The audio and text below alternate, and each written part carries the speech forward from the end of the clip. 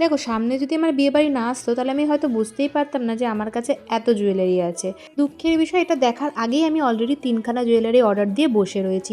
যাই হোক, সেগুলো এখনও হাতে পাইনি। এই জুয়েলারি জায়গা গোছাতে গিয়ে তো আমার মাথায় হাত, হায় রে, আমি তো এই গোল্ড জুয়েলারি এত পরিই না, আর এগুলোই সব থেকে বেশি রয়েছে আমার কাছে। বাই দ্য ওয়ে, এগুলো কিন্তু ফেক জুয়েলারি, মানে যেগুলো সিটি গোল্ড হয়, তারপর টেম্পল জুয়েলারি, এডির জুয়েলারি, কুন্দন, এইগুলো কিন্তু সব আমার কাছে মোটামুটি রয়েছে। আর এমনও কিছু জুয়েলারি রয়েছে যেগুলো আমি কোনোদিনও হয়তো পরিইনি।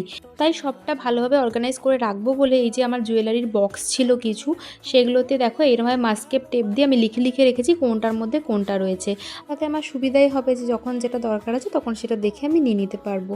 এখন তোমরা যেগুলো দেখছো এগুলো মাত্র 50% তোমরা দেখছো। এখনও পর্যন্ত তোমাদের রেগুলার ওয়্যার, তারপরে অক্সিডাইজ, তারপরে ওয়েস্টার্ন ওয়্যারের সঙ্গে যে জুয়েলারিগুলো পড়ো ওগুলো তো দেখানোই হয়নি। ওগুলো না অন্য কোনো ভিডিওতে দেখাবো। আর তোমরা যদি ডিটেলস ভিডিও চাও তাহলে নিচে অবশ্যই কমেন্ট করো। ওকে, বাই।